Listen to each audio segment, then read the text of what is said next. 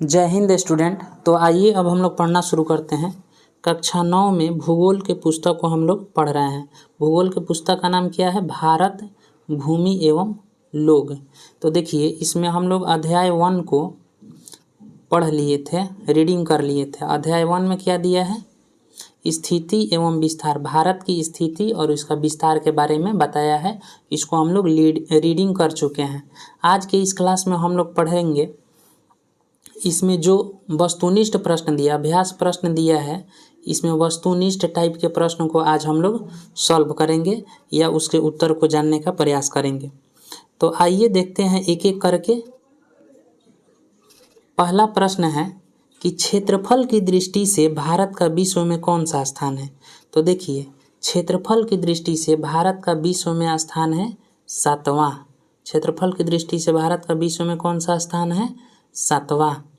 भारत से बड़े 6 देश हैं क्षेत्रफल की दृष्टि में, और वो कौन कौन से हैं?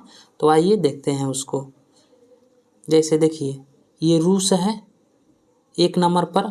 कोई पूछेगा कि क्षेत्रफल की दृष्टि से दुनिया का सबसे बड़ा देश कौन सा है? तो रूस है। 2 नंबर पर है कनाडा। 3 नंबर पर है संयुक्त राज्य अमेरिका, USA जिसका नाम कहा जाता है। 4 नंबर पर है चीन। 5 नंबर पर है ब्राज़ील और 6 नंबर पर है ऑस्ट्रेलिया। और क्षेत्रफल की दृष्टि से 7 नंबर पर है अपना क्या? भारत देश। अब आइए 2 नंबर प्रश्न को देखते हैं। दूसरा प्रश्न कह रहा है कि भारत के अक्षांशीय एवं देशांतरीय विस्तार में लगभग कितने डिग्री का अंतर है? देखिए, अक्षांशीय एवं देशांतरीय विस्तार आप लोग सीख चुके हैं। 1 मिनट रुकिए। देखिए, अक्षांशीय एवं देशांतरीय विस्तार में कितने डिग्री का अंतर है? तो इसका सही उत्तर हो जाएगा 30 डिग्री। भारत के अक्षांशीय एवं देशांतरीय विस्तार में लगभग कितने डिग्री का अंतर है? तो ये हो जाएगा आपका सही उत्तर 30 डिग्री। कैसे है आइए देखते हैं। अब यहाँ देखिए, भारत का विस्तार कहाँ से है? तो देखिए, 8 डिग्री 4 मिनट से लेकर 37 डिग्री 6 मिनट तक है उत्तरी अक्षांश। और देशांतरीय विस्तार कितना है? 68 डिग्री 7 मिनट से 97 डिग्री 25 मिनट। अब जब इसको घटाइएगा ना 97 डिग्री 25 मिनट में से 68 डिग्री 7 मिनट को, तो लगभग 30 डिग्री के आसपास आएगा। 37 डिग्री 6 मिनट में से 8 डिग्री 4 मिनट को जब हम लोग घटाएंगे तो लगभग 30 डिग्री के आसपास आएगा। इसीलिए कह दिया गया है कि भारत के अक्षांशीय एवं देशांतरीय विस्तार में लगभग कितने डिग्री का अंतर है? तो लगभग 30 डिग्री का अंतर है। सॉरी,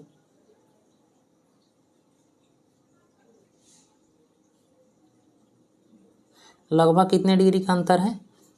30 डिग्री का अंतर है। देखिए, इसको घटाकर हम दिखाए हैं, यहाँ पर देख लीजिए। भारत का देशांतरीय विस्तार कितना है?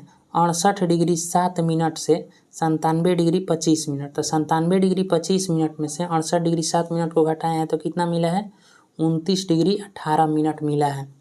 और अक्षांशीय विस्तार, ये देशांतरीय विस्तार को घटाए हैं तो 29 डिग्री 18 मिनट। तो ये लगभग 30 डिग्री इसको पुस्तक में माना गया है।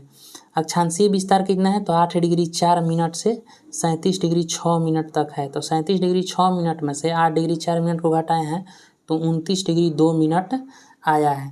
तो इसीलिए कहा गया है कि भारत के अक्षांशीय एवं देशांतरीय विस्तार में कितने डिग्री का अंतर है? तो 30 डिग्री का अंतर है। आइए अब तीसरे प्रश्न को देखते हैं। तीसरा प्रश्न में दिया है कि भारत की मानक मध्याह् रेखा का मान क्या है? भारत की मानक मध्याह् रेखा का मान है, यानी भारत की मानक मध्याह् रेखा कौन सी है? तो इसका सही उत्तर हो जाएगा 82 डिग्री 30 मिनट। ये इलाहाबाद के नैनी से होकर गुजरती है। इसी को भारत की मानक मध्याह् रेखा कहा जाता है, 82 डिग्री 30 मिनट को। चौथा देखिए, चौथा में दिया है कि भारत की स्थलीय सीमा रेखा तटीय सीमा रेखा के लगभग कितनी बड़ी है? तो देखिए, भारत की स्थल सीमा रेखा तटीय सीमा रेखा से बहुत बड़ी है। तो इसका सही उत्तर कितना हो जाएगा? 2 गुनी। भारत की स्थलीय सीमा रेखा तटीय सीमा रेखा के लगभग कितनी बड़ी है? तो तटीय सीमा रेखा से 2 गुना है। कौन? स्थलीय सीमा। कैसे है, तो आइए इसको देखते हैं। अब यहाँ ध्यान से देखिए आप लोग, स्थल सीमा की कुल लंबाई कितनी है? 15,200 किलोमीटर। भारत की स्थल सीमा की कुल लंबाई 15,200 किलोमीटर है। मुख्य भूमि की तटीय सीमा रेखा की कुल लंबाई कितना है? 6,100 किलोमीटर।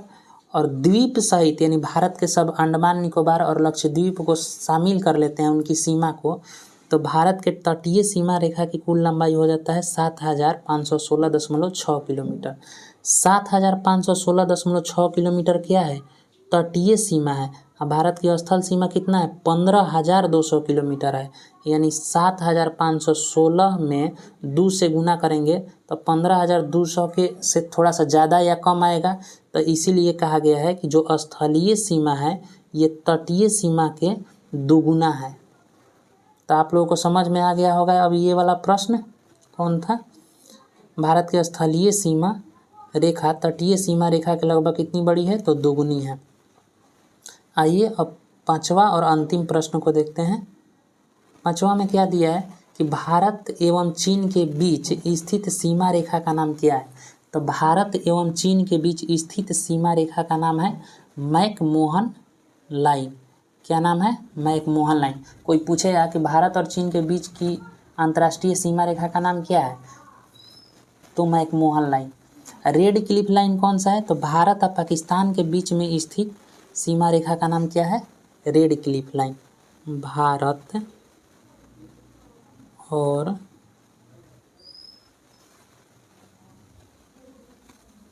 पाकिस्तान, भारत और पाकिस्तान के बीच में स्थित सीमा रेखा का नाम क्या है? Red Cliff line. और भारत और चीन के बीच में स्थित सीमा रेखा का नाम क्या है? McMahon line. तो देखिए हम लोग आज की इस क्लास में कक्षा 9 के भूगोल में जो अध्याय 1 है उसके वस्तुनिष्ठ प्रश्न को हल कर लिए हैं। आगे के क्लास में हम लोग रिक्त स्थान वाले को, उसके बाद प्रश्न उत्तर को हम लोग लिखेंगे। तो आज के लिए इतना ही, फिर मिलते हैं अगले क्लास में। यदि वीडियो आप लोगों को अच्छा लगा है तो इसको लाइक कीजिए और सब्सक्राइब कीजिए। धन्यवाद।